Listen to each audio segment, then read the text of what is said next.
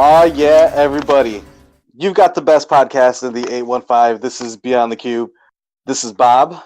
Along with me, as always, is my dude, my guy, Vince. Vincent, brother, how's it going? Oh, it's going pretty good. It's going pretty good. I'm wondering how you're doing though, man. I I appreciate it, homie. Yeah. Man, I don't know what the heck. I caught something, dude. Put me down for the count. Uh Man, yeah. I'll spare the details. Um, I will, I was hideous yesterday. I will say that. Um, my left eye was swollen, dude. It was super weird. I thought I had pink eye, but then don't WebMD anything because I was like, well, there's no stuff on it. There's no like caking of nothing. So and it doesn't really itch. I mean, it kind of does, but there's no like nothing there. It was running bad on Monday. So I'm just thinking something either got irritated or whatever. And yeah, Oh, it it's one of was those. a yeah. It's one of those where it's like I have pink eye, strep throat, or I'm dying. Like great. That's exact. That's exactly right. I had all of the above, and I miraculously recovered. Um, no, So, feeling better today for sure. Appreciate it. so you're kind of looking like a triple G after those fights that. Those were good fights. Those were good fights. That's nothing to be ashamed of. Hey, so I teased a special guest, and we do have a special guest. Um, Vince, dude. He is like the Ivy boy, pretty much. You know, there's the Ivy girl and the Ivy boy. Our buddy from the Ivy Boys, Chipper. Chipper, man, dude, how's it going, man? Good. I'm glad to hear that you're not dying. WebMD, I tell you what. Yeah, Vince is right. WebMD, it's simple. You have this or you're dying. And that's just the way it is. Yeah, it seems like there's no middle ground. It's like you'll be fine in 2 days, or there won't be 2 days left. So Very true. That's very true. I'm doing great, guys. I appreciate you letting me come on and talk a little. I guess we got to talk Cubs baseball a little bit. And, whenever, maybe a little Oak Island, which I know we're all fascinated about. So. Oh, dude, yes, absolutely. Yeah, I was just gonna say this is gonna be a really pleasant surprise for the Ivy Boy fans because every time when me and you talk, obviously, we got stuff that we're talking about, like for the website, for the podcast, all this, the other things. It's very kind of business and stuff, and obviously, we're like, hey, how's it going? Is everything going all right? Cool, cool. Um, this is gonna be fun, dude, because I think a lot of people are going to see another side of you that another fandom that you have outside of your diehard love for the Cubs. Oh, absolutely. I am unbelievably obsessed with the whole Oak Island thing, the whole Knights Templar. I've read multiple books on this. Watched multiple documentaries, and of course the show, The Curse of Oak Island. So. Man, gosh, see, yeah, dude, I am a diehard fan of the show. Vince knows I don't really like to read. A lot of people at work know that I don't, that reading is not my favorite thing to do. So, dude, yeah, you definitely got me up on that. We'll discuss that coming up. So yeah, so man, Vince, what's been going on with you lately? So really the most recent thing would be tonight. Kind of got a message out of the blue from one of my friends who actually lives like a few blocks down, and he was asking if he was actually saying that his son wanted my son to come over, and they're like only 2 days apart in age.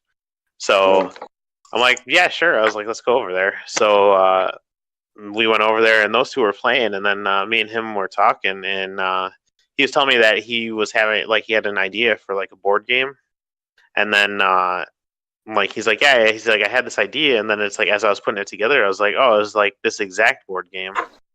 So then we were kind of like just talking about that, and yeah, so now I have a whole Trello board dedicated to a new board game project with notes, because That's as soon awesome. as we were talking about it at his house, it's like we're just coming up and throwing ideas around, and yeah, I mean, it's definitely a solid base already. And I'm like, all right. I was like, I think this might be another side project, but we'll Right. we'll see how. No, I'm feeling really hopeful. Like it sounds like it's gonna be fun, and if it doesn't even go anywhere, at least it's something cool that it's like, hey, I made this, and like my son and like my buddy and his son, like we can at least like sit there and play this. So That's cool. yeah, Absolutely, dude. so that's probably the biggest news, really. I mean, otherwise we're holding it together at work. Yeah, we've been missing you. I really missed our Oak Island talk today, because that's what Wednesdays are, man. Wednesdays Yeah. are like on Yeah. walk. It was like I remember still when it was just you and me, and it's like we walk all the way down to like just down to the end of the street, and it's like, man, it's like that episode last night. It's like some good stuff, man. So I'm definitely a outsider looking in on this, but I feel like I've heard enough from Bob that I can kind of like hold my own on it. So we'll see how that goes. This is going to be really interesting to see exactly what you pick up. Yeah, man.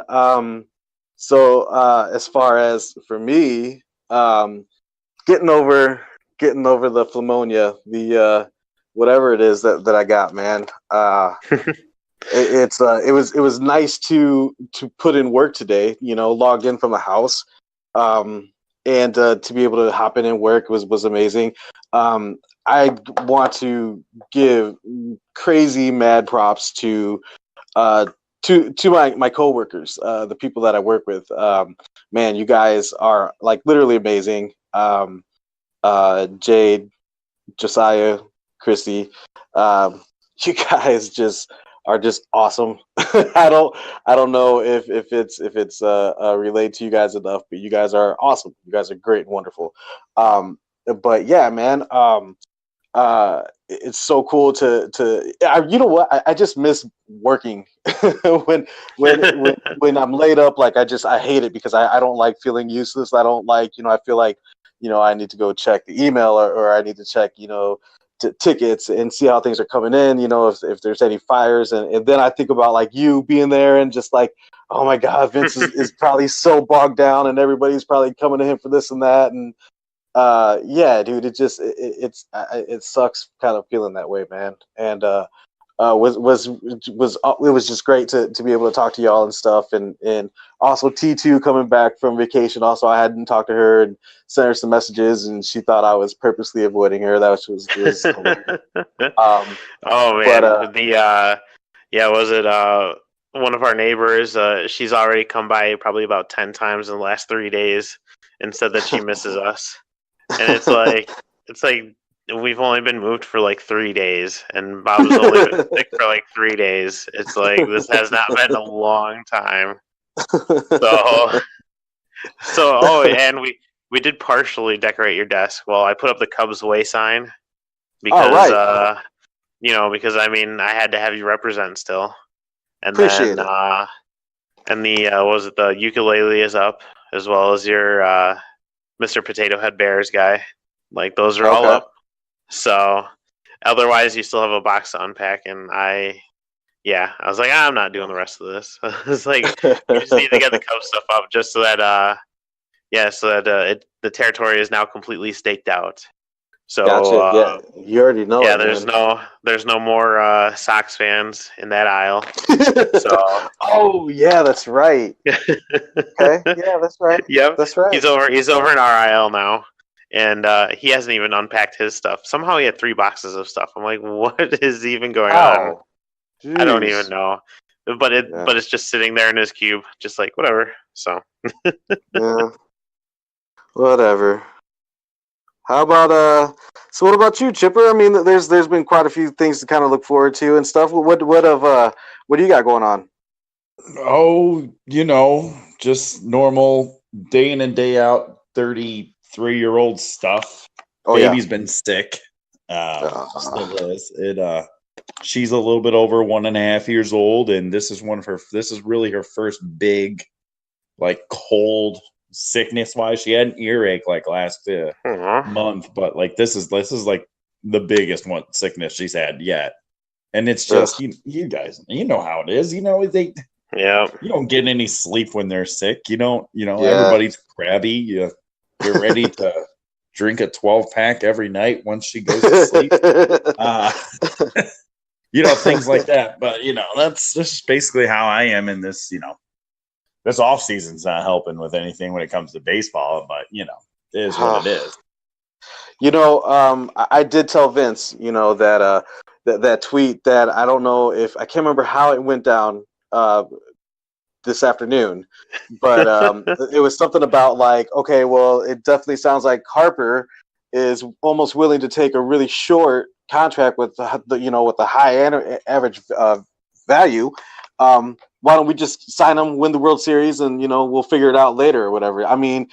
I told Vince, I was like, yeah, it's going to be an Oak Island podcast. However, if the news happens to break, while we're recording, you already know what the business is. Yeah. Well, then, I mean, also what? So, Yu Darvish, his first game back yesterday, like, I mean, although, what was that? Only like an inning and a half or something like that? Well, and that's okay. And it was very promising. I mean, the guy hasn't pitched since May? Yeah, that's true. He was hitting 95 with his fastball. He even said that he had hard control off his breaking ball. And that's why he was walking a lot of people. He had 4 walks in an inning and a third. So it's his first spring start. I don't get excited about anything when it comes to spring training. Like last year, I think everybody was getting excited for Ian Happ because he just kept hitting home runs and all that fun stuff. How'd that work out? Right. I mean, it's spring training. It's just people are trying to get in their grooves. They're trying to find themselves getting into season form, and it just nothing matters when it comes to spring training. You just want the guys to get the work in, and that's what I'm looking for with Yu Darvish. Yep. I agree. For him being out and recovering from his surgery, surgery and whatnot, and injury and stuff. Yeah, dude. I mean, it was. I feel like you can't really ask for too much more than that. So another recent happening, fellas.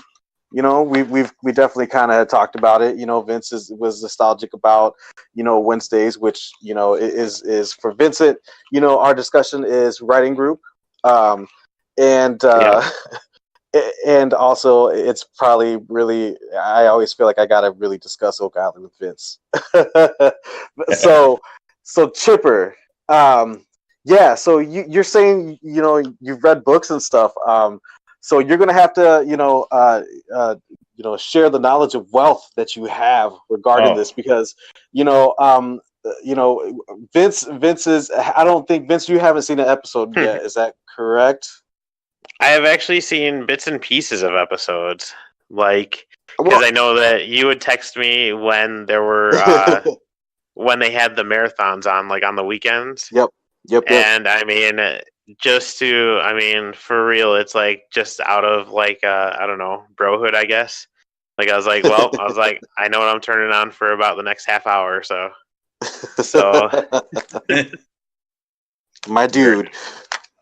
So yeah, so basically, the way how the story breaks down, Chipper, definitely jump in if I'm missing, facts and whatnot, is that there was these 3 guys, three teenagers, kind of, I believe they were young adults, were out in, first of all, the island is in Nova Scotia, and so they're out on the coast, and they're seeing these lights that are coming from the island, and so they row out there, and when they get there to where the location of these lights supposedly were flickering at, they see an indentation in the ground.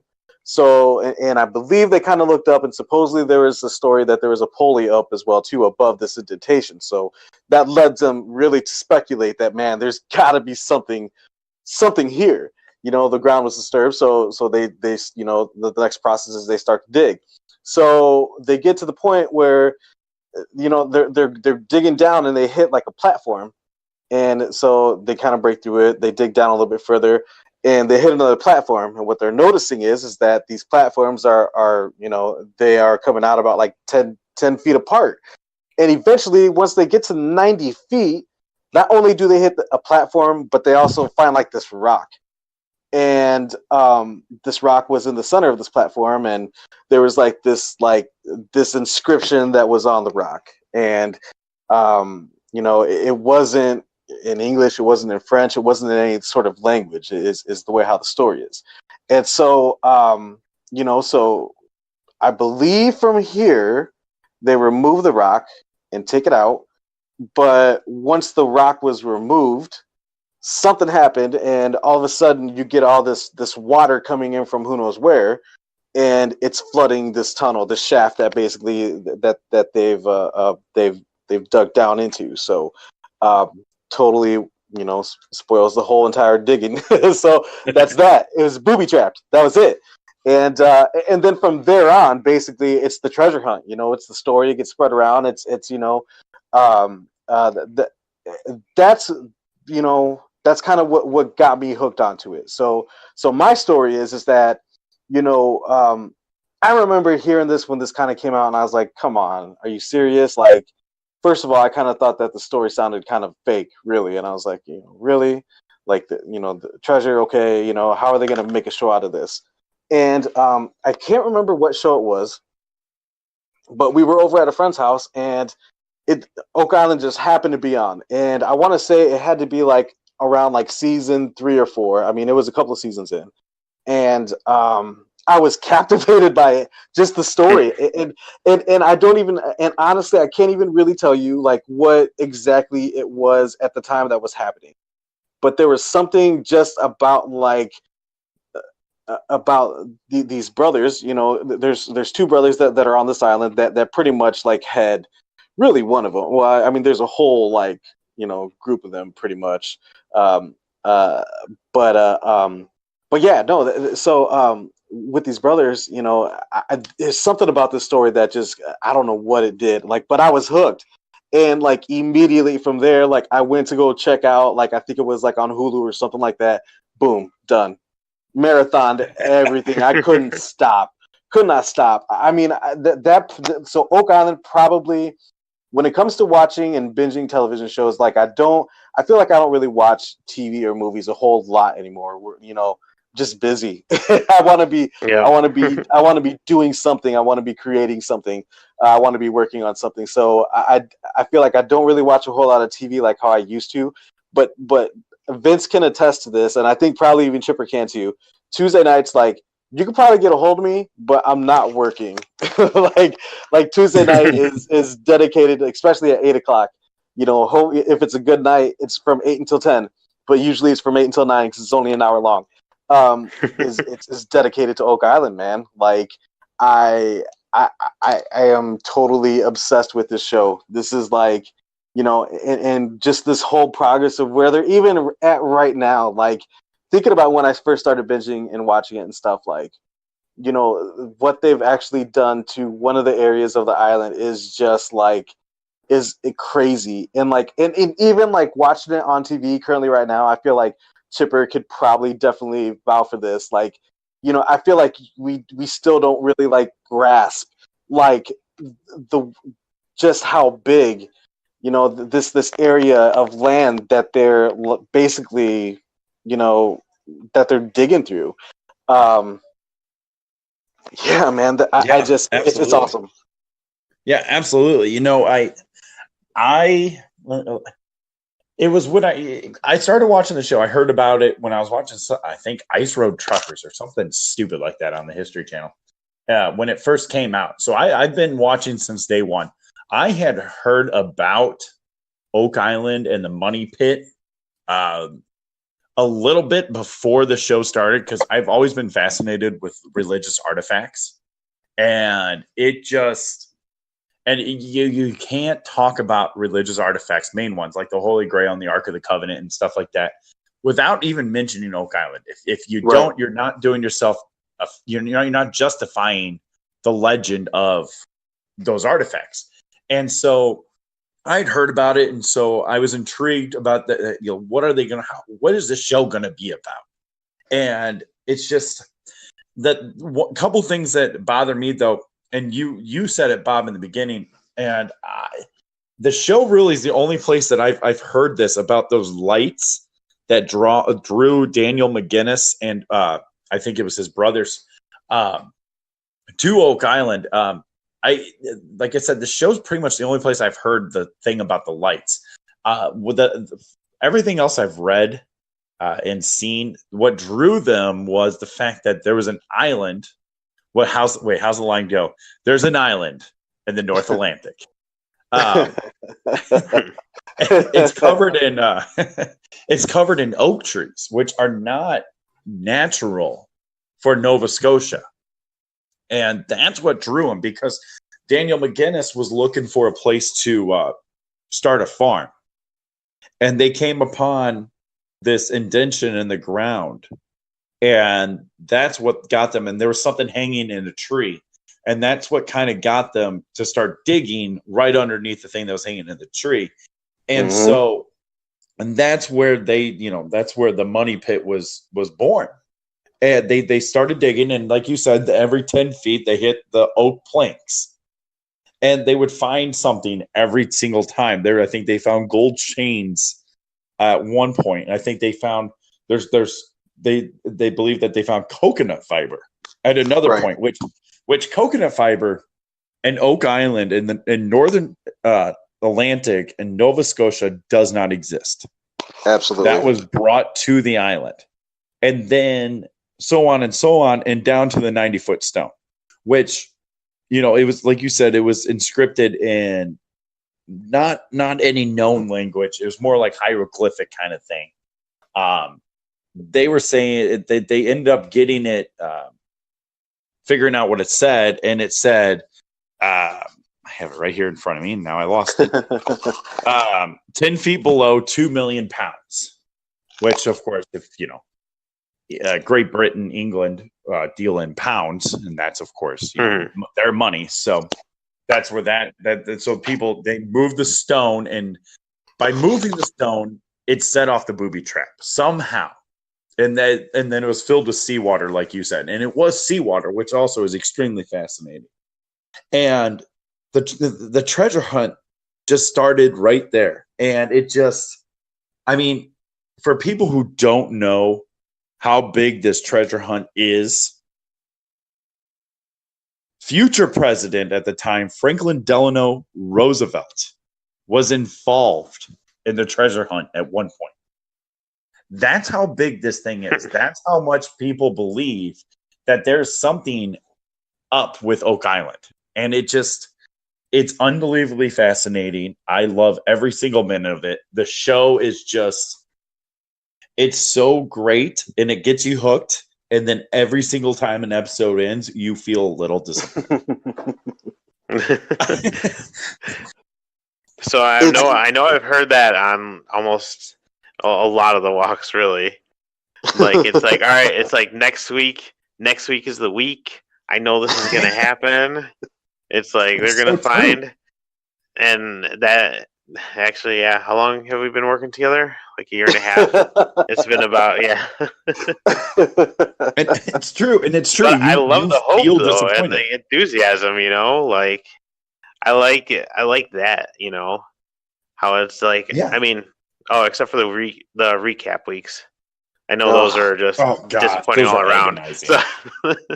Absolutely agonizing. Like, I've watched every episode of this show. I know what's happened. I don't need a recap. I always found that kind of like weird too, why they would do like recaps.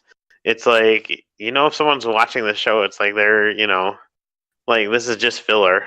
Like, this is just Dragon Ball or Naruto filler. Like, it's like if you haven't watched the last 6 weeks or whatever, it's like, here's what happened. It's like, but you're watching the show, so you probably have. I do not get the right recap episodes. That is something that is like that still baffles me. Like, and I think I've like talked about that before. It's like, why would they recap it? It's like they're getting new viewers now. I don't know. It's just I mean, we live in a day and age when you can go on to Hulu or anything like that and watch the show to catch up. We don't need a recap in this middle of the season. Yeah, that was extremely painful. That recap was very painful. So I could kind of get that with what's that? I can't think of the show with the Alaskan crab fishers. Deadliest Catch. Yeah. Yes, Deadliest Catch. I kind of get that because then it's like they kind of act like it's like a competition between them all, where it's like here's how the money stacks up, and how it got there. It's like I don't know, like, has anyone of the people who have who are on there and digging, have they actually made any money other than from the show with artifacts and such, or no? Well, here's the thing. They're not going to make any money. They're not. They're not going to make money from the artifacts because those artifacts are protected by Canada and Nova Scotia. The government is very strict about what comes out of the ground in Canada, enough that everything that comes out, you have to get so many permits. You have to have an archaeologist on site, and you have to, everything that comes out of the ground is basically the property of Canada. Okay, so it's almost, I don't know, I guess it's almost kind of like a bounty then, maybe, that they may get, a bonus. I would say so. Yeah, I mean, they're doing it to find, I mean, there's been so many men and women who have, dedicated their lives to figure out what is up with Oak Island. And these guys, the Lagina brothers, feel like that they owe them justice to actually figure it out. Truth. It's Chipper. It's funny. The more that we talk about this, the more that I kind of feel like, being a fan of Oak Island really, really relates very much to kind of being a Cubs fan. It's like that. It's like that dedication. It's that hope, and it's like you got the old timer that's there, and old Frank Nolan that just passed, and it's like you just want it for them. It's like you just want it for them to see this because I mean the guy that Mr. Blankenship that's lived on the island, what they say for for more than 50 years now, I think, and just has pretty much dedicated his life just to that island and the search and the development and stuff of and finding, just their beliefs about it. Like, I mean, it blows my mind. It just truly does. And especially now. So let's go ahead and talk about some of the things that has happened in this in this current season right now.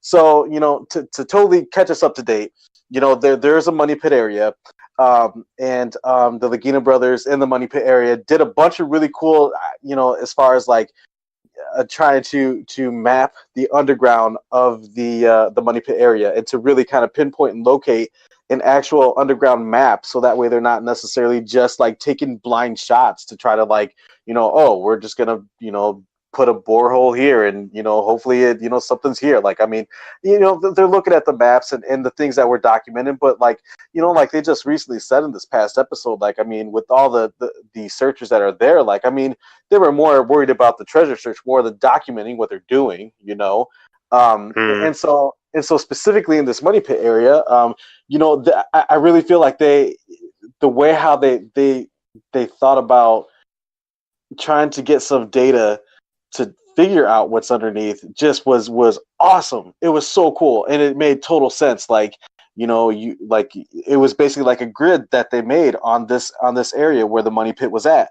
And so there was this company in Canada that would put these charges down these I can't remember how many feet down they dug these holes, but they put these holes down in the ground, so many feet, and you could charge off these explosives, and based off of the radar and the sound waves and stuff, it would pick up and it was the idea was that it was going to be able to give you basically a map, just off of this information you should be able to determine the layout of what's around in this area, so many feet beneath from where the shocks are even going. So they go back and they start putting in this, well, really what they did with the borehole is they were like, man, we're right on it. Everything with all the different like exploration and stuff that they've done, like they've been getting back really good stuff. And from the last season, they put a borehole in this one particular area called H8, and yeah, they just what it sounds like had happened. Like they were pulling just amazing things out from this area. They were pulling like bones. They were pulling like pottery. They were pulling like parchment and bookbinding stuff. Like all this stuff that's like Chipper. How many feet down below? I think they were at 150 or 130, something like that. I mean, they're so far down that it doesn't make sense. There's no way. There's no way. There's no possible. Like, I mean, how does that stuff just happen to get there? I mean, and yeah. So obviously they take all this stuff and they're doing testing. They're doing everything legit. And so it comes back that they did find two bones in this area. So many feet down below. And not only like they were able to determine the descent of the people that had passed, who the bones belonged to, and determined that they were two different people also as well too. It wasn't just the same person like that they pulled these bones from. And yeah, dude. I mean, it's just it's like all that stuff is so captivating, and, just in that area alone. And that's like the thing that is just truly mind blowing is like it's not really just that area. there's so many other things that are like why, and I mean it can't be just an anomaly, like so. The whole thing with the Money Pit area being flooded, that leads to, where's the water coming from? And so basically, Dan Blankenship had at one time he'd built a coffer dam built of earth and was able to kind of get some area exposed in this one cove that's off of relatively I can't remember what direction it is from the Money Pit. It's off the eastern cove. Perfect. Yeah. So so he's that's where he's excavating and stuff, and finds this big structure, and basically this is the area where it was I can't remember what year or who had said that there's 5 box drains, but there was some hunters there that was able to find these box drains and said that there's 5 of them. It was buried under coconut fiber and stuff, and it's just like all this stuff that's like that's crazy. like I mean, okay, so that's how you're getting the water into this area. It stands to reason that if you could follow these like drains, then you should have the direction of where this Money Pit area is at. So and then like like where they're at right now. So Chipper, I'm curious to hear your thoughts on this. They get these planks and they bury them 27 feet into the ground. So now they have like a watertight area, so they can seriously go and this whole entire area. Like I said, I'm not sure. Do you happen to know what the actual radius or how much area they were able to section off coffer off for Smith's Cove? No, but I don't know the exact, but I would say that it's probably close to a football field. It's gotta be. Oh, it's gotta be. It has to be. I mean, I feel like it. And I'm not even talking about the pad where the crane and all that sat. I'm just talking about the area that they've dug out. It's got to be at least a football field. At least. Oh, geez. Length so and width. Like 20. Oh, okay. Oh, wow. I didn't know it was like that huge. Big, man. I was thinking like, dude. I guess when they do like excavations, it's like they take that serious, and it's like that goes deep. Well, with something like this, you have to, because you don't know where anything is. Mm-hmm. Does that make sense? Like you have no idea what you're about to just find out. Dan Blankenship, when he did his, he came up with this U-shaped object that had Roman numerals on this that was made of wood, and And then the high tide came in, ruined his dam, and that was the end of that. And when they did theirs, they discovered that U-shaped thing again, and they discovered more logs with Roman numerals on it. And it, excuse me, and it, and they discovered a slipway. There's a stone wall, and they believe they found the beginning of one of the box drains. It's very hard to tell. I don't know if they're reaching on this one or, because watching this, part of you have to remember that it is TV, and they have to intrigue you somehow. And so I'm not saying that it's all a hoax or anything like that, but you have to take it with a grain of salt that like with this box drain that they say they found, I don't see it. I just don't. It's like earlier in the season, they had when Dan Blanket, they were showing Dan Blankenship's video when he put a camera down one of his holes, and they were showing like the outlines of boxes and humans and stuff like that, and I'm like, that's not there. I don't see that at all. So, it is TV, but it is real. And so, but they've discovered so much in Smith's Cove that it definitely has. It gave you more questions than answers. Than, absolutely. It's absolutely interesting that, and the preview for next week's episode. Yeah. Are we going to talk about the red dye? I've always been fascinated. When they first decided to do the dye test, I think it was 2 seasons ago. I always loved that idea because what a great indication to find out where the water is coming from is if you see the dye somewhere else. And next week's episode is really, really interesting because the part where they think the water is coming in from is dug up now. Right.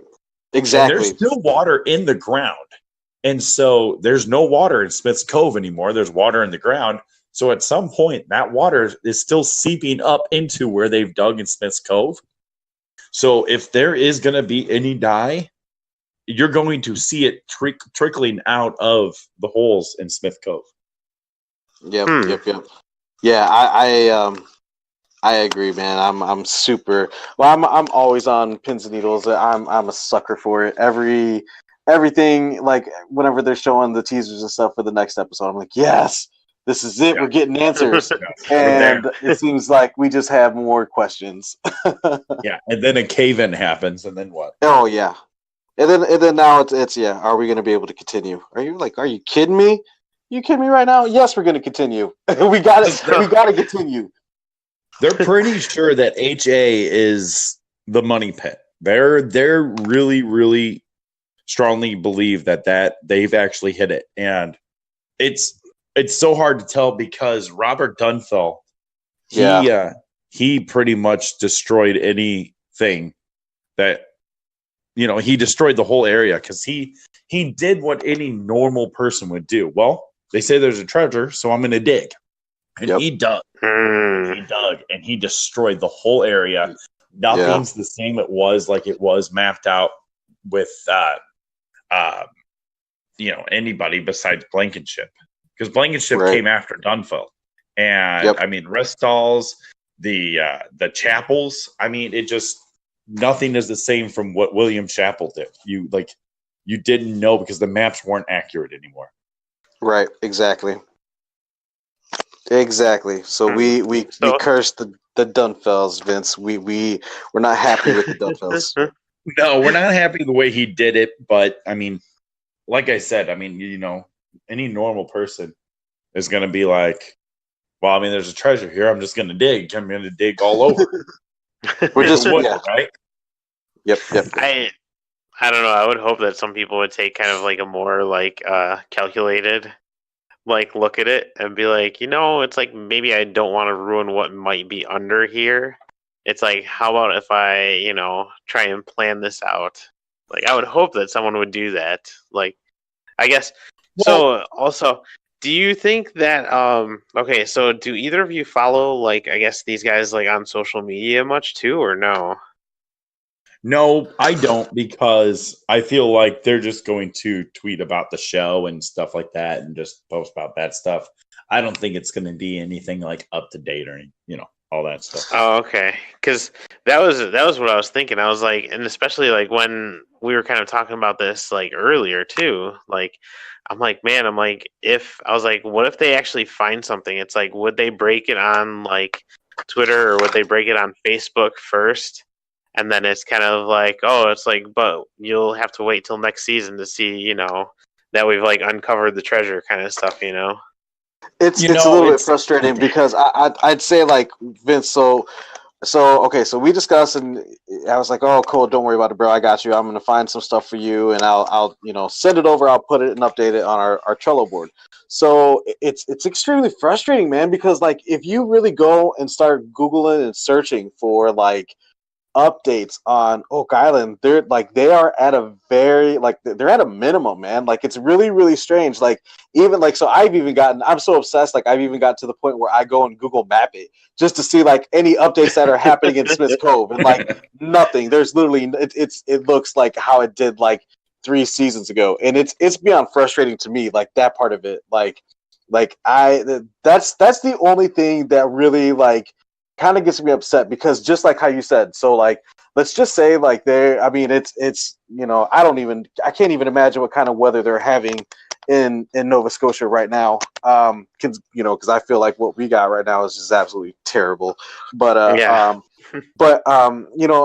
so it definitely, you don't ever see these guys searching and digging in winter, obviously, snow, ice, the ground freezes, whatever,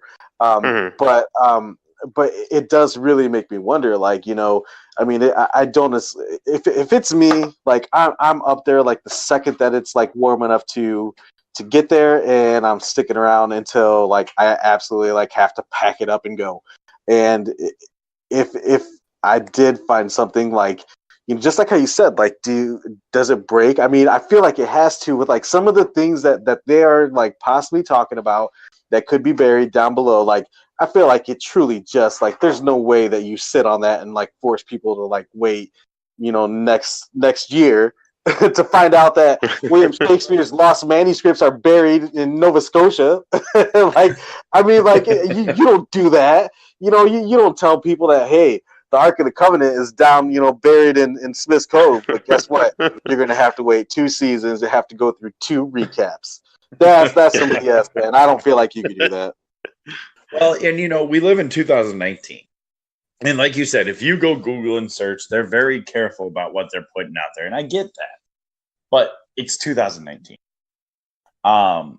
If they find some form of, let's say, religious artifacts, I don't think, personally, I don't think they have any right. If they find a religious artifacts, I don't think they have any right to keep it a secret, because those clearly are not theirs. They found them. I get it, but those belong somewhere else to somebody else, and it's not their right to hide that for a TV show. Like the museums would most likely. I'd almost think the museum or someone would break, like, it's like, we now have this, Right, even if it's the not even the Ark of the Covenant or something like that, but just something other, some religious artifact. There's no way a museum doesn't announce that right away. There's no way. Now, if we're talking about just treasure, let's say another theory, of course, was Spanish treasure or pirate treasure. I could see them holding that off because, it's treasure. It's not. It's significant, but it's not hugely significant. You know what I mean? Right. It's not Ark of the Covenant significant. Exactly. And the same way with the lost manuscripts of William Shakespeare. Nobody is thirsting for that. They're. It's cool. I don't know. There might be some who. You know what? I'm sure there's some, but you know what? They're not listing right now, so That's okay. very. I think they're weird, anyways. Um, so, so I can see them holding off on that. It just depends what they find. That I think, and if we don't hear anything, I mean, there's a really good chance they don't find anything. Very true. And if nothing leaks, that means there's a good chance that there's nothing there. Which don't say that. Don't say I that. have a theory about that. So there was an old slave, William Ball, right? That was his name. Yeah, William Ball. Yep. And he fought for the British in the Revolutionary War and won his freedom. And he moved to Nova Scotia, and to Oak Island, exactly. And he bought one plot of land on Oak Island, a piece of land. And he was poor. I mean, we're talking a former slave here, given basically next to nothing for fighting for the British. Moved there, and when he died, he was one of the richest men in Canada. How is that possible? My guess is that he found something. He had to. There are stories that he would pay for stuff with gold coins. I'm not saying that he found the full treasure, because I don't believe the treasure is pirate treasure. I don't believe it's Spanish treasure. I do believe that it was planted there by the Knights Templar. So most likely what he found was actually pirate treasure from pirates who had heard the story that the Knights Templar had hidden treasure on Oak Island. And they decided that, well, if it's good enough for the Knights Templar to hide their treasure there, we're going to hide our treasure here. And they put it on the opposite side of where the Templars' treasure is. And that's what he found. Dude, Vince, so there are so many theories about Oak Island, like legit. Like, so, yeah. You know, so where Mr. Ball lived was, on the total opposite end of the island as compared to where the money pit was at. But like that's the crazy thing is that, like, you know, originally, like, for as many seasons until just recently, they really only had access to only like certain parts of the island. Like they weren't really capable of searching, you know, other parts of the island, either due to, you know, ownerships or whatever. This year though, they do have access to a lot of it. They got a lot of stuff cleaned up.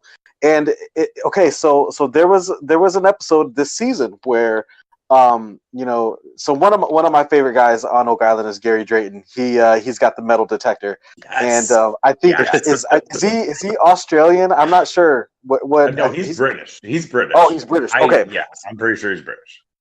So he's like the metal detection expert, and this dude, him and Rick, last season. Just going back really quick, found like one of the most insane, craziest things on Oak Island. Like, you know, we're talking about like bones and like parchment and pottery, like so far down below the surface. Well, last season they were in the Smith Cove area and just happened to swing the metal detector around, and they just stumbled on a cross. A lead cross. Yeah, exactly.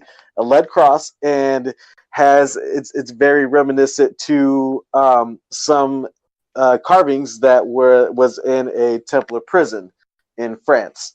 Rick and his nephews went actually, I think that season actually to France to kind of go and investigate this area, and like I said, like they find like this cross. I mean, it's the dude is crazy. So, anyways, rewinding. So back to where we're at now. So, so he's in this area, and he's just kind of going through, some areas that they've never really been before, and like it's almost like they stumbled upon I think they originally had said that maybe it might have been like a hut, because they were finding a bunch of like British soldier, like kind of like they were finding like these like these little the balls like they used to put in the muskets. They found like British like soldier buttons for their uniforms. They found a lot of things that would definitely lead you to speculate that like the British troops had to set up some sort of camp there because it was in a good, decent radius where it was at. But anyways, while they're kind of there looking around, like, they found like this area, but they also found like it wasn't this season. I can't remember where, but this was like around the area where they found like the nameplate of William Ball, like on something. Like it's something that they have in their so they have like this. I don't even know what you call it. It's not like a welcome center. Just like an exhibit basically that they have at the island now, where you can kind of go and check out what they found, and there's all these different like there's like the 90-foot rock stuff, and so there's everything that they pretty much found, and they have it there like in this area, man. Like it's like it's crazy to think that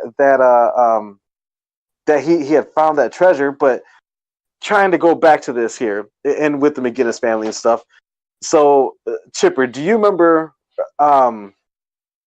I can't remember what the theory is, but I think it has to do with Captain Kidd, and like the McGinnis found that somebody had something that they wanted to see, and I can't remember if it was in Nova Scotia or if it was like further inland, but it was basically like a treasure chest, and it had some original stuff that was inside there, but it also had the key ring. And so the story was supposedly that one key unlocked that chest, but it made it seem like there were other chests that were also buried just on the island as well too.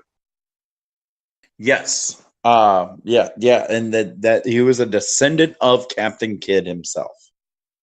Yeah, is what it is.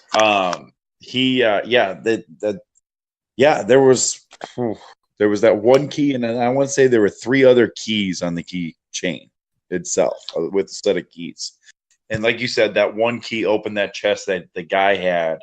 But what about those other chests? Now the thing about that all Captain Kidd and William Ball, that's the treasure that William Ball very well could have found, was Captain Kidd's.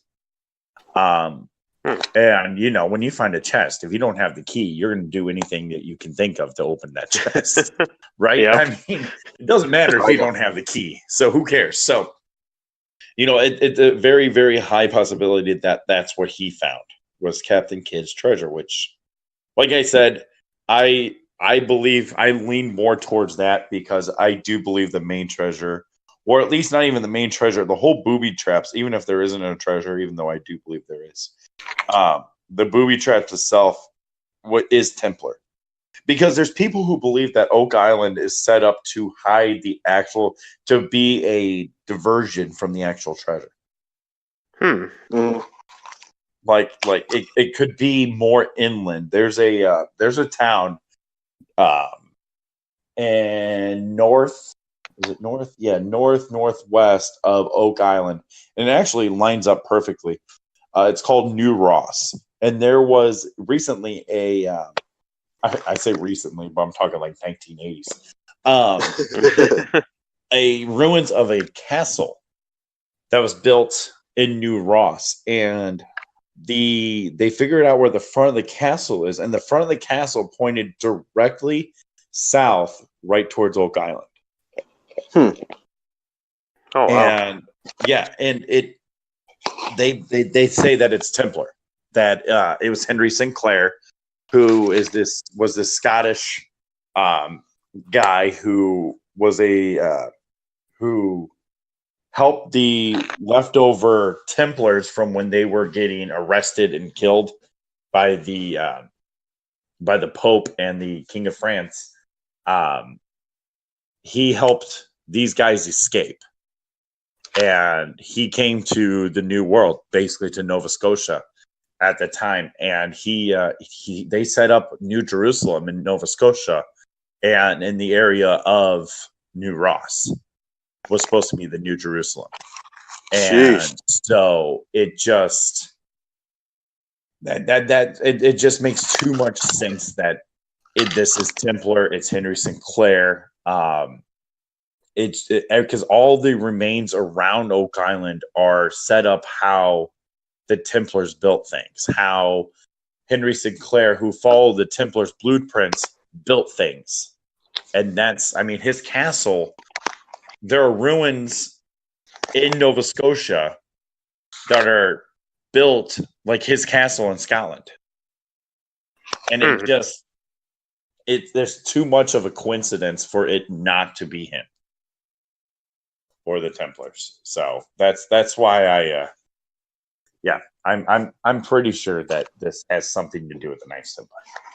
Huh. Have they tried like going through the castle ruins there too, or no? Or is that something that's like kind of off limits? With the new Ross ruins, they're so worn down enough. I mean, it's just a couple bricks here and there. You can just tell how it's set up because the cornerstones are still there. And so you can tell where the front of the castle was because it comes to a point in front. And that's just how it's weird. The point points directly right at Oak Island. It's weird. Just picture a square with a triangle at the bottom. That's what it looks like. That makes sense. Yeah. Huh. No, it's like an arrow right there, Yeah, exactly. Man, there's so many different stories. There's so many different possibilities. Definitely have to check out. If you, I tell you what, like this, I feel like when I hear this back, like I'm just gonna be like, man, we totally sold Oak Island, man. Like anybody should be able to listen to this, totally pick up exactly where it's at, and just like get wrapped up in this as well too. Like definitely check it out. It's on Tuesday nights, 8 Central, so 9 Eastern. History Channel. Definitely check it out for sure. Yes, it's amazing.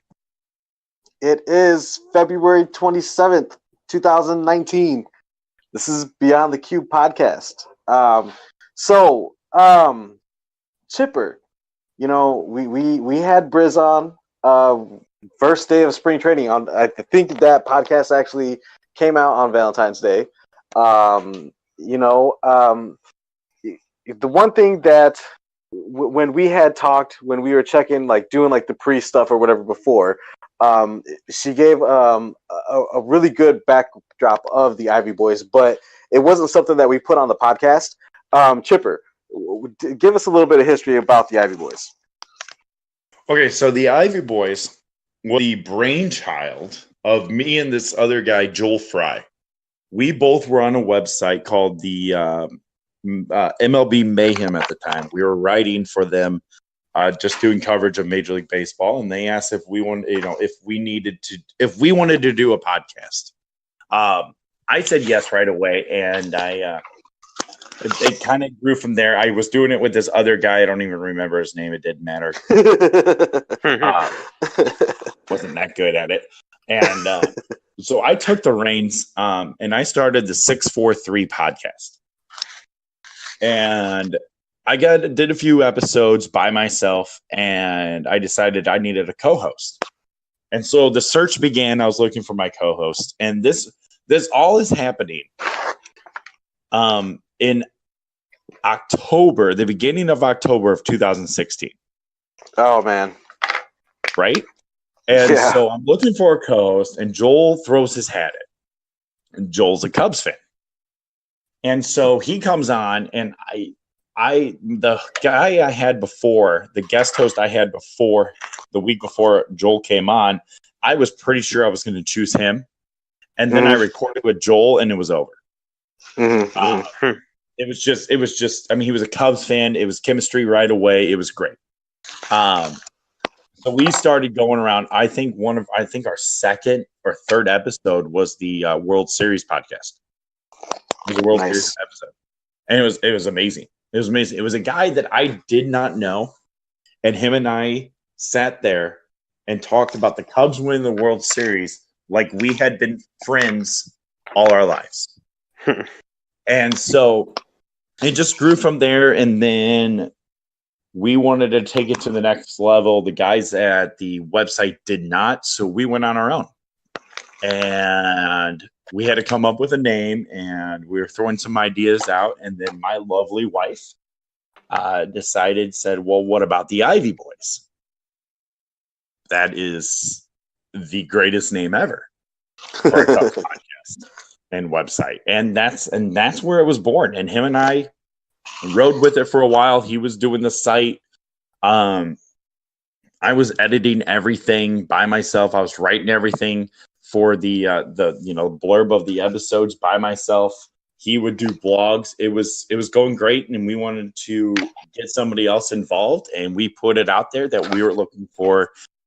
Actually, we were looking only for somebody to do blogs, not even be a host with us on the podcast. We were just looking to expand the website with blogs, and I posted it on here on one of the Cub fans in St. Louis Facebook pages, and I had a couple hits, and one of them was Briz, who at the time, of course, was Andy. And she loved the idea. We brought her on to do a blog. We asked for, I think, a sample piece. It was, of course, if you've read anything by Briz, you would know that sample piece was absolutely amazing. And she joined us. And at the time, she was just a blogger for the Ivy Boys. And so time went on, and we would bring her on every once in a while to, come and guest host on the podcast. And then Joel emails us and says, well, I just talked to ESPNDesMoines.com or ESPN Des Moines, 1320 a.m., and they're interested in the podcast. Okay, well, that got us excited. And so when we transitioned over to ESPN, Briz came on full time as a host, as a co-host. So there was 3 of us doing the podcast at the time. Everything was going great. We were able to record a show every single week. And then out of nowhere, Joel decided that he was going to leave the podcast. He wanted to venture off and go do other things in his life. He was too busy, which is great. We understood that completely. We knew he had other things that he was passionately following, and that did not involve the Cubs or the podcast, which is fine. And we still had me and Briz, and that's where we are now. I mean, we left ESPN last year in July. It was just getting hard for us to do an episode every week, which was the commitment. But we left them, and we didn't look back from there. The crazy thing is, when we first got on with ESPN Des Moines, we were still trying to find ourselves. And after we left, we could have gone one or two ways, and we decided to go the way we are now. And we've kind of taken off. More and more people are, following us on Twitter, and Bob and have a lot to thank you for you on that one, because and you, Vince, also, you guys. I mean, we could not be what we are now without you two. It's simple as that. And I cannot. The Ivy Boys has gone to a whole new level that I never thought it would go to, and I can honestly say it's because of you two. Man, well, thank you. We appreciate it. Yeah. That's No, awesome. for sure. Not to get sentimental or anything. I need a beer now or something. No, I mean it's kind of weird how it's like, I don't know. I definitely have that kind of ideal or that idea and feeling that like creators kind of just find each other, and it's like the people who just create. It's like, I mean, really, like me and Bob talk about this all the time. It's like we just can't stop. It's like there's always something more that we can be doing, and we always kind of like, it's like, well, let's try this. It's like, let's try this. And so yeah, that's kind of really how we've ended up here. It's like we've kind of taken notes on what you and Briz have done, and it's kind of like, all right, sure. It's like, let's see. It's like, can we apply this to what we're doing too? So I mean, no, it's definitely even though we haven't like technically worked together, it seems like we have like worked together. So, yeah, exactly. Like you called me you said, I am the Ivy Boy. I mean, you guys are just as much Ivy Boys as I am. You guys are part of the Ivy Boys. There's not just me and Briz. There's the four of us. It's you guys, me, and Briz. That's There it the is. Ivy Boys to me.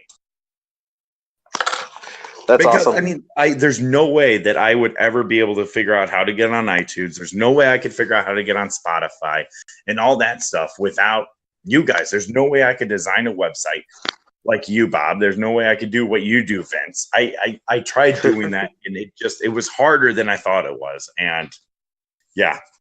We've definitely found our niches here, because Yeah. I mean, like Bob is taking off with the graphics, taking off with the website stuff. It's like when it came to really, looking for like how to do the podcast. It's like I know I did some research. It's like, all right, it's like what's going to be the best method? It's like, do we need to be in the same room? Can we just record like at our homes? It's like. And then just even trying to figure out what's the best way for audio. And then even beyond that, it's like, okay, now how do you promote it? It's like, how do you apply for this? How do you apply for that?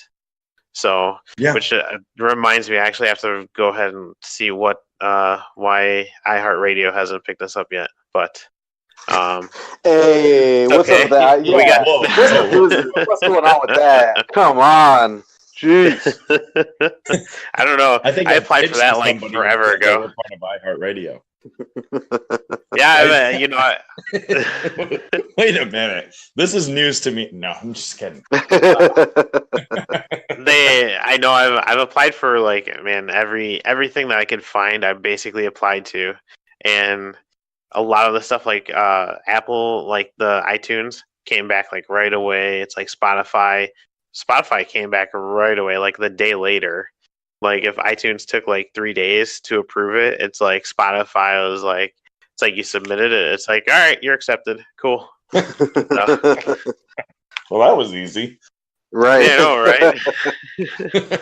See, so it's funny. So yeah, Chipper, when you were asking me, how do we get on iTunes? Like originally thinking about that about this time last year, was when we were really, really, really like, how do we get on iTunes? Little did we know, all we had to do was just say, Vince, hey, just ask iTunes. Hey, can we be on iTunes? And that's pretty much it. That's what you got to do. Obviously, that was it. Gotta ask. No, yeah, there was a few settings that you had to do, but it was like, it's like, all right, it's like let me Google this, and it's like Googled it. It's like, I think I can follow these instructions. And no, sure enough, we have we have the Ivy Boys there. We have Beyond the Cube on iTunes. Like man, it's crazy. So fun. It's and just I also want to say too, Chipper, to you and also Briz. I don't know. I don't know if I really had a chance to tell Briz or not. So Briz, I hope you're listening. But yeah, it's funny because I never really thought that when me and Vince started talking about the possibility of doing a podcast, like I typically am totally cool, like being the behind the scenes dude. Like it's no big deal. I'd never really like, and even when me and Vince started discussing like the possibility of actually doing the podcast and stuff, like I was like, oh man, like who's going to talk the most? Like, is it like Vince, do you want to? Like, I'm totally cool. Like if I just need to kind of hang out and just, pipe in here and there, I'm cool with that. Like it's been, but I would say like, and I think a lot of people that know me and Vince personally can probably attest to it, that like how we are on the podcast is exactly how we are in person. So it's literally just like me and Vince pretty much just hanging out. Basically is what the podcast is. And but no, seriously, like definitely you guys, like I didn't. This is hard. It's not easy to do. And you guys are awesome at it. Like you guys are just truly like. I really like, especially the most recent episode that you guys have out. The whole opening, the cold opening was sick. Typically your flow openings don't go that way.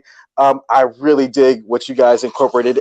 And honestly, like on the most recent episode, like I could just feel like the excitement was there, like and like it was great too, because like me and Vince get used to like listening to you guys, so the fact that we are now picking back up with the baseball season and stuff, like and just kind of getting back to that routine. Like, dude, like I'm so happy and excited for it, man. Like seriously. So once again, like I just appreciate you guys letting us help out and just we definitely wouldn't be doing this without you guys.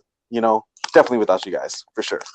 Yeah, I appreciate the kind words. Yeah, it's crazy. Last week's episode, I don't know, that cold opening, I had a different one planned, but it was going to be for the week before, and because there was news that the Red Sox were shopping one of their backup catchers for pitching rotation depth, and I had it all planned where I was going to do the phone call to Dave Dombrowski of the Red Sox, and was saying, and I was offering him Tyler Chatwood for one of his backup catchers. And I had said something like, can I offer you a guy who has the potential to be a huge bounce back season? But this past season, he walked pretty much everybody that he faced. And I think he even walked the bat boy twice in one game. And then it went to the hang up, the dial tone. And that was. And did you catch the little kid in the opening saying it's not going to happen? It just doesn't happen. Absolutely. Yes. Okay. Yes. A side note on that. I didn't cover this in the last podcast for the Ivy Boys. There was a clip the day that Manny Machado signed with the Padres. This beat writer for the Yankees was at spring training, and he was telling this huge group, I think I retweeted it on the Ivy Boys Twitter page. He was telling this huge group of Yankee fans that Machado signed with the Padres. And, they started booing, and this kid chimed in saying, good, I didn't want Machado anyways. And the guy goes, why not? He goes, because, he's on the, I don't want Betts. I don't want Donaldson. I don't want Bogarts. That's like taking Tom Brady from the Patriots and putting him on the Dolphins. It just doesn't happen. And this kid was so passionate about this and his little tiny New York accent. And I've decided this kid is my hero now, just on this 30-second clip. Like I said, I'm pretty sure I retweeted it. It's on my on the Ivy Boys Twitter page. So you have to check that clip out. It is absolutely amazing. So Chipper, so tell us, give us the rundown. How can our listeners find you guys and definitely let them know what they should be expecting? Let's see. Should I get my notes out for the show and just do my closing? Okay, I will. There it is. Let's hear it. All right, you can follow us on Twitter at the Ivy Boys. Follow me on Twitter at ChipperStrike3. Wait. At ChipperStrike3. Wait, hang on. I'm not okay. prepared for this. Get ready. You can't do this to me right now. All right, let's start over. Follow us on Twitter at the Ivy Boys. Follow me on Twitter at ChipperStrike3, just the number 3. Follow Briz on Twitter at Briz_blue. Follow us on Facebook at the Ivy Boys. Also go to the website, ivyboys.com. Briz is going to hate me that I forgot to mention it. But I said in the last episode, the only time she tweets from this Twitter page is because I remind her to. Follow the show on Twitter at Chipper and Briz. Again, the last tweet from at Chipper and Briz was probably about a week ago. Briz, I love you. I know you're listening. If that's not motivation, Briz. Oh boy. Right on. Well, awesome. So let's go ahead and wrap her up, man. Chipper, let's go ahead and you got any final thoughts? If anybody listening here is interested in Oak Island, really me talking about it for whatever reason has intrigued you about it, I highly recommend not only the TV show, but do yourself a service and find books about Oak Island. Find books about the Knights Templar. I'm reading in the middle of one right now called The Knights Templar in the New World by William F. Mann. And it's about how Henry Sinclair brought the Grail to the New World. I highly, highly recommend this book for anybody who just even wants to start off trying to find out what is going on in Nova Scotia, this is a great starter book. There's also a new book out, The Curse of Oak Island. It's by Randall something. Name slipped my mind. Check that out. Also, that will give you also the history that you need to really, really dive into the Oak Island. Also, check out the podcast. You have to. It's Absolutely. awesome. So, absolutely, 100%. Absolutely. Vincent, any final thoughts, sir? Oh man, my final thought, of course, thank you for listening. Thank you guys for joining this week too. Like, it's been awesome, like, talking to you and kind of like learning more about Oak Island. There's definitely a lot of stuff that that I guess we haven't really gone that in depth with it before, like on the walks, But otherwise, big announcement too. We will have a Patreon page as of the 1st of the month, which is probably going to be like 2 days away from when we release this. Yeah. Yeah, the biggest part of that is, I think it's going to be the t-shirts. There's going to be a $20 level, which is kind of like a discount from, like, if you were to buy like a shirt alone, like $20. It's like you get to hear like as soon as we're done with this episode, you won't hear this one, but future episodes, like as soon as future ones are done being recorded, I typically throw them up on my Google Drive. That's going to be shared on there, as well as like the stuff that I write. Not so much like blog posts, but kind of just stories that I'm working on, or even like maybe even chapters of like future books possibly. The artwork that Bob's working on. Just a lot of cool perks on there and a lot of cool ideas for the goals that we have on that page. But no, you should be able to check that out when this releases at www.patreon.com /Beyond the Cube is where we're going to be at. So we're going to have links everywhere. It's like, of course, Facebook, Twitter, Beyond the Cube podcast. And yeah, if you have any questions or anything, you can always email us at beyondthecubepodcast@gmail.com. But no, thank you guys for everything. It's been amazing. So how about yourself, Bob? Man, yeah. So my final thought, I'm just, dude, I'm so excited to get into the office tomorrow, see everybody. Yeah, man, just thank everybody for listening. Chipper, appreciate you. Thank you so much for everything. Thank you for coming on the show. It's super awesome to hear your takes on Oak Island, because I feel like an amateur because I don't really like to read, and it sounds like I totally should. Vince tells me kind of frequently that maybe I should as well too. I might have to kind of get hip to that reading thing. I don't know. We'll see. But I might be getting into this too, man. With these books that Chipper has recommended, like I might have to be checking these out. So yeah. Awesome stuff. Well, once again, I appreciate everybody listening. Thank you. Check out the Ivy Boys at theivyboys.com. You can find us at beyondthecubepodcast.com. Once again, we're on Facebook, Twitter, Instagram. Vince, you do the Instagram, I don't. Yeah.